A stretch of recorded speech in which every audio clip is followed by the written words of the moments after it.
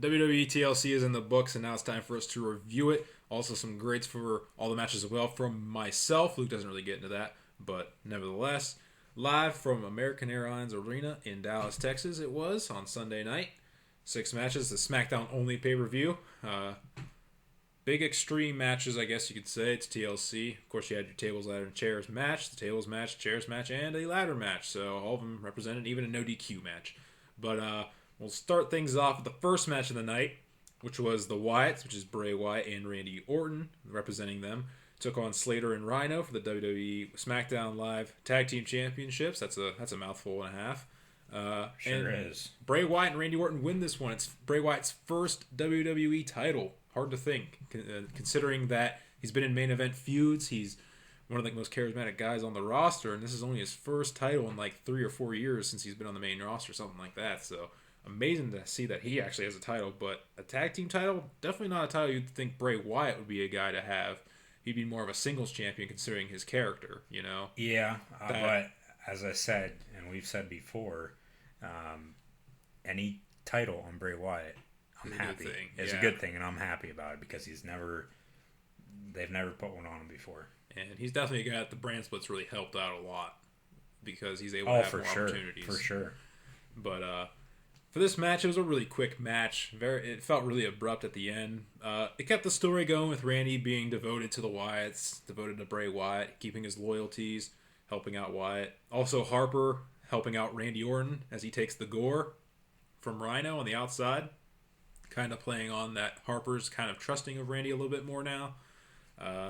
They've kind of not explicitly saying that Harper doesn't really trust Orton, but they've been kind of playing it off somewhat that Harper's not exactly pro Randy Orton being in the group, but nevertheless. But him taking the gore helps Randy get into the ring and RKO Rhino right after that and pick up the victory for the team. So I gave that a C+ grading. The plus is mostly because Bray Wyatt won a championship, but the match was really, really quick. Not a lot happened. Just basically extending the storyline of Randy Orton joining the Wyatts. And even, I mean, another weird thing, they played his original theme songs, a couple of them, before they even came out. They started with his original one when he was in Evolution, I think it's the best one, even his Legend Killer song. Yeah. And then they played the Voices in the Head song, the one that he currently had, and then they went right into the Wyatt thing. And even on SmackDown, they've been playing off that he's really in the Wyatt family by, you know, the graphic that pops up whenever Bray Wyatt or any of the Wyatt family members are coming out. That like weird, like I don't even know what to call it, like little video package that comes up. Randy Orton's in it now, and it's all a totally different one and whatnot. It seems like Randy Orton's kind of becoming the leader of the group. In a way. Yeah, I don't know about that. Well, he's getting a lot more of the focus, I would say. He is, but don't you agree he's a better wrestler between the three of them? Well, he has the most experience, of course. Better wrestler, I mean, probably. I know Luke Harper's a good wrestler. He is a good wrestler. He doesn't get to showcase it too much, but I think one of the funniest things from this match and on the night even is the fact that Wyatt and Randy give Harper the titles basically just so he has something like to pose with when they're all doing their poses. So I thought that was kind of funny. But nevertheless, this match wasn't the best match on the night. And the first couple matches here, this pay-per-view started off really slow, though. It did. And a reason why is because all the first couple matches were fast. So kind of ironic. But it picked up after It picked up. And every match after this next match, which is Nikki Bella taking on Carmella in a no disqualification match, everything got kind of picked up a lot. This is the worst match for me on the card. It was the quickest match on the card as well, only lasting not even 10 minutes, I would say. It was a no DQ match, yet they only used 2 different weapons, and one's not even really a weapon. It wasn't really used as a weapon, but they used a kendo stick and then a fire extinguisher, and about 5 minutes of fire extinguishing by Nikki Bella and Carmella, basically using the entirety of the fire extinguisher's capacity on her. But another thing I'll say is, for some reason, the ref was trying to count them out in a no DQ match, which is like ridiculous. Like, it's no disqualification, anything goes. The only way you can, like, even the announcer, like at the beginning, is like, the only way you can win this match is by pinfall or submission. Like, what is this ref doing? Like, apparently he stopped partway through. I didn't keep up on it, but. And then the other thing, which is like a theme from this night, but Carmella cuts a promo after the match and claims that Natalya is the one who attacked Nikki Bella. Like, is this how we're going to reveal that Natalya is the one that did it, possibly? Yeah. Just in a random after-match promo? Like, I would figure more so. Actually, she comes out and attacks Nikki Bella or something like you had suggested last week, possibly happening as the finish to this match. But oh well, I guess I thought that was really weird, and that's a theme throughout the night. There's some after-match like promos and interview stuff that I thought was really weird, and this match I gave a D because it was really I didn't like it really at all. Well, it was the only piss break match of the night. That too, because all these other matches were really good. Even the match that I thought would be a piss break was really good, and very surprised that it was that good. But nevertheless, this was the worst match for me on the night. Too quick, really not really much to talk about in that match. It was just that quick and it was done. Yep. It felt like this was like another just a regular SmackDown show, just like SmackDown on a Tuesday night. The way these matches were being paced for the first couple matches, very quick matches. But it was only like not even 20 minutes in, we were done with 2 matches. But of course, with the extreme stipulations with a lot of these matches went a little longer because it typically does with more extreme gimmick matches like TLC or like Hell in a Cell, if we're talking about last month. But nevertheless, we're going to move on now as The Miz took on Dolph Ziggler for what they called the feud settler the last time in a while. We all know Ziggler's going to face Miz again at some point. But look at Kevin Owens and Sami Zayn. Yeah, just on Monday night they faced each other again after having their final match against each other. But this was probably the second best match of the night for me, grade wise. It's a tie between that and the main event. But The Miz retained his title. Pretty shockingly, if you ask me. Also shockingly, he didn't really win it in like the typical heel fashion that he has been, just basically a kick to the nuts, which is totally legal in a ladder match. As Ziggler was on the ladder, he just went low on him and won the match. A lot of good spots in this match, though. I loved it. They used the ladders really well, incorporating them into the match at various points. And I mentioned the promo. There's another after-match promo in this one with The Miz, calling everyone in the crowd losers and calling Ziggler a loser and keeping the mini feud, I guess you could say, with Daniel Bryan going. It's like a feud, but it's not like explicitly a feud. It clearly is like a feud, basically. There's just no wrestling in this feud. It's just basically manager versus a wrestler, basically. Yeah. So they kept that going. I liked it. It's perfect for his heel character. It keeps it going, gets his heat, And one thing that really hurt this match, and most of these matches in general, the Dallas crowd wasn't really into it a lot in a lot of these matches. They were chanting for The Miz, for crying out loud in this match, I heard. Let's go Miz in this match. Their SmackDown was both Raw and SmackDown were in Texas as well this past Monday and Tuesday, and on SmackDown, Miz was getting a lot of attention. A lot of people were liking him, so obviously Texas likes The Miz. I guess, for some reason. Just by him being probably the most out-and-out heel in the entire roster, both sides. Very surprising. And also, I also had to laugh whenever the big spot with The Miz hanging from the title, and then he fell. You could hear him say "motherfucker." Yeah, clearly on the mic. I haven't seen many people talking anything about that, but I mean, it was very, very blatant, and I thought it was hilarious. But then, of course, he gets back in the ring like a moment later and stops Ziggler from winning the title, and he doesn't look that bad. Yeah, despite like selling it like he just legitimately hurt himself, like for real, like popped his knee out of place or something on that fall. Nevertheless, an A grade for me. Very good match. Of course, these guys never put on a bad match anyway, so, I mean, I couldn't expect anything less from these two guys in this match. A feud ender and a rivalry ender, what they're saying. Of course, they'll face each other here in probably like 2 months or something, but either way, we're gonna get away from The Miz and Ziggler for a while, which is probably welcome in most people's eyes. The next match on the card... Couldn't agree more, Corey. Next match on the card was the chairs match between Baron Corbin and Kalisto, and is definitely the most surprisingly good match on this card, because chairs matches, especially for me, and probably in general for most fans, is one of the weakest stipulations in WWE. It's one of the weirdest ones, because it's just chairs, that's it. I never liked chairs matches, mostly because it's like, you can use other weapons, right? You just don't need to use chairs. It's a chairs match. There's no DQ. You can use a chair. Why can't you use a table or something? It's just it's a chairs match, so it just implied you're only supposed to use a chair. But you can put that in the rules or something. In the rules of the match, like you can only use a chair. If you use anything else, you get disqualified. Which then makes it look weird because you're hitting people with chairs. So either way, it's a little weird. But very good match. My third best match on the night, grade wise and probably in interest wise, because they played they did the like, David versus Goliath thing well, the big guy little guy thing, and they played it really well. These two guys seem to have good chemistry in the ring. A lot of fluid little spots. The deep six onto the outside as Kalisto went for the suicide dive perfectly, right into the deep six. Beautiful. Pretty brutal of a chairs match too. A lot of big spots. A couple of headshots even, which you don't see in today's WWE too often. But match ends when Corbin hits Kalisto with basically a clothesline with a chair on his arm, as Kalisto's going for whatever he was going for. I guess you can't really tell. He's just on the top rope going for a move. But then he hits him with that, plants him in a pile of chairs at the end of days, wins the match, won the rematch on SmackDown here this past Tuesday night, yesterday, in pretty convincing fashion in that one too. But nevertheless, I like this match. I gave it a B. Very good match. It's definitely the most shocking match of. It was better than what I thought it was going to be. This whole pay-per-view was better than what I thought it was going to be. Yeah. Obviously, the title match at the end was the best match. It is. It normally is. And then the Intercontinental. But then I put this and then the women's title match. Yeah, which is next. At a tie for, what would that be, third? Yeah, tie for third. So, yeah.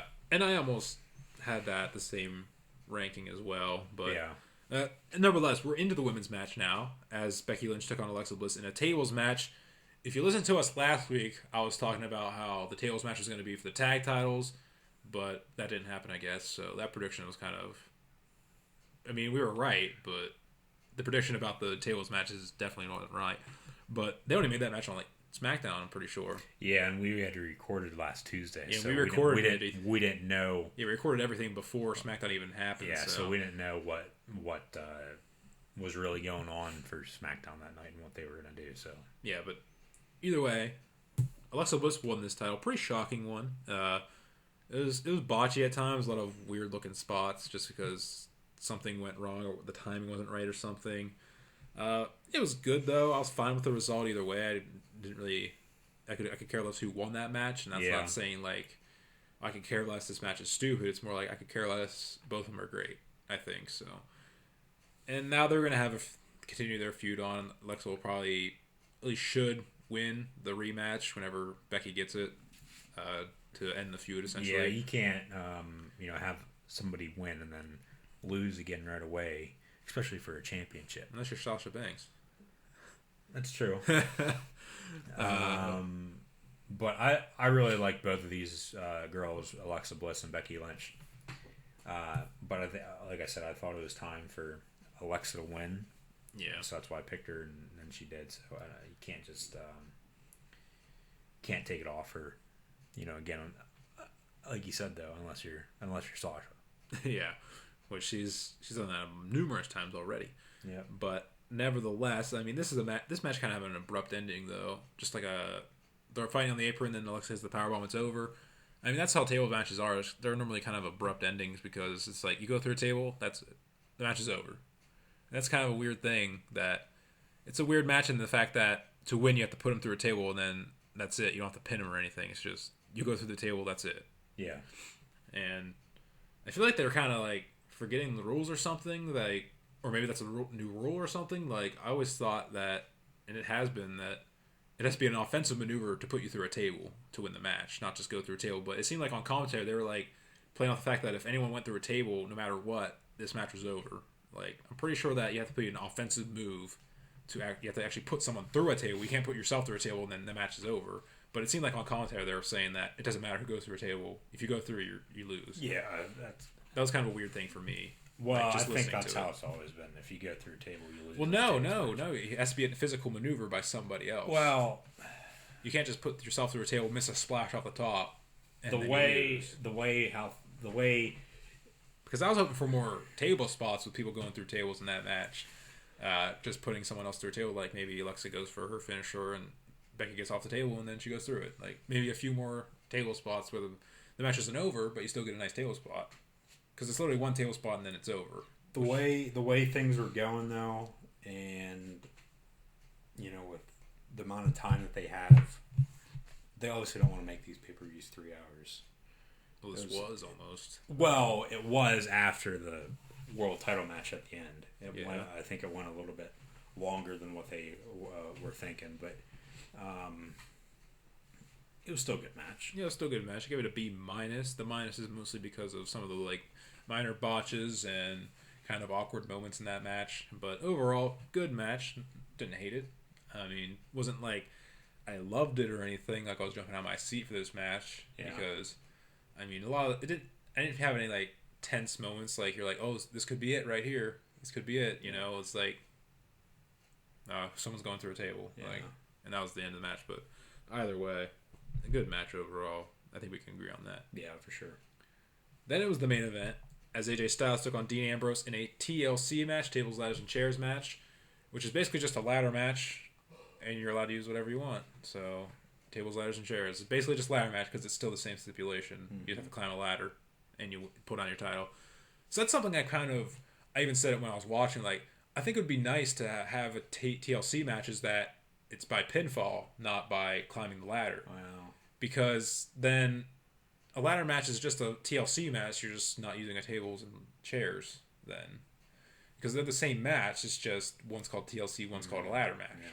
So I'm not saying all the time. I'm saying maybe throw one in here or there. I think that would add a little bit of something to it.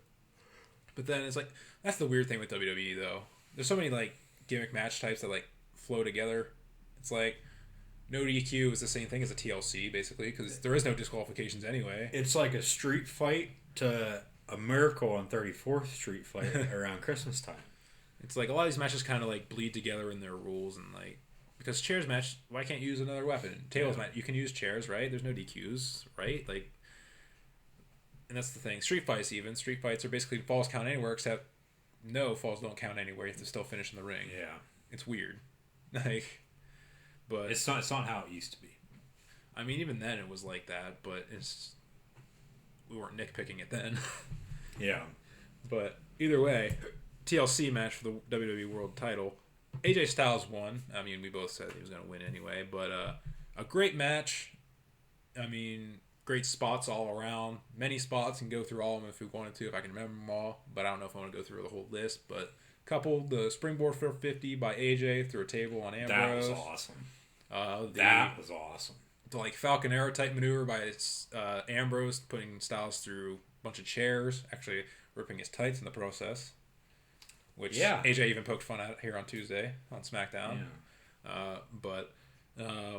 He was also injured in the match too. Yes, he wore a and that's why he didn't have his title match with James Ellsworth this past week on SmackDown. Yeah, and he was the basically the nail in the coffin for this match. Basically, he was the decider in this match because he came out when Styles was about to win the match. He came out, so Styles came down and started trying to beat him up. Which he called.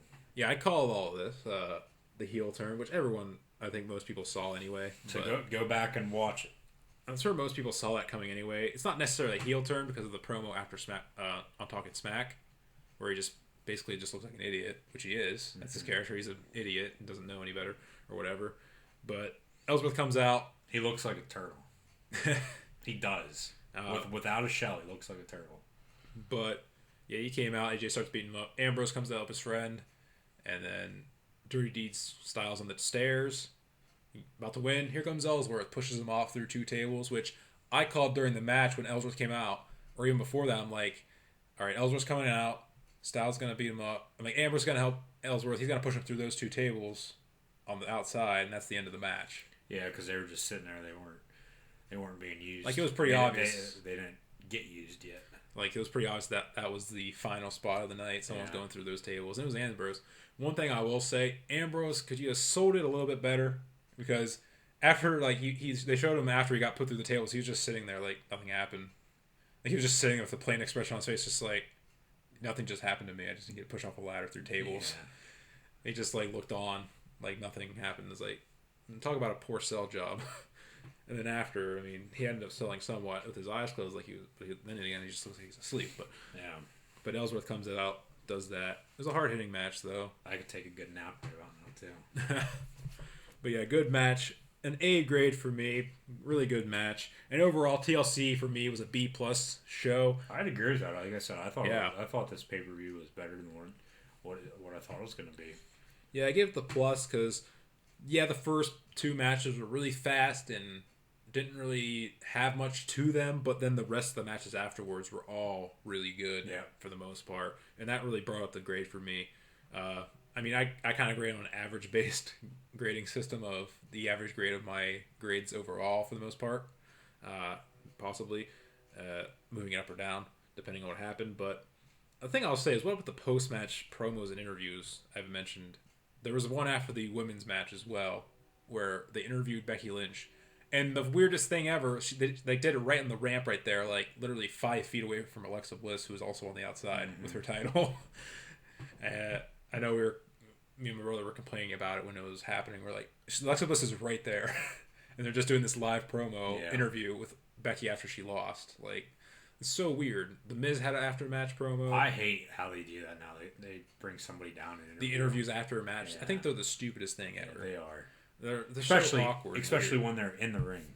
Yeah, but either way, I mean, and then of course the Carmella one that I already mentioned after the match, like after match promos. What the heck is up with this crap? It feels like SmackDown. They're trying to do, with it being a new era in WWE, they're trying to try new stuff because this all started. And this goes back to James Ellsworth, too. I believe it was the first time they ever did it. Byron Saxton interviewed Ellsworth in the ring right before he was going to face Braun Strowman. Yeah. Back in July. That would be probably the first one. And they've been doing it since, but I don't like either for it. Yeah, it's something weird. But nevertheless, that was WWE TLC. Let us know what you thought about WWE TLC in the comments section below. Do you think it was just as good as we thought it was? Maybe you disagree with us on some of the matches. Who knows? But nevertheless, do that in the comments. Let us know what you thought about it. Share it on Facebook too and on Twitter. Yeah, let everyone know about what we thought about it. Because, well, we just want to get our voices heard, I guess. Yep. Yeah. But nevertheless, that's it for us here on Across the Goal Line. And that was our review of WWE TLC.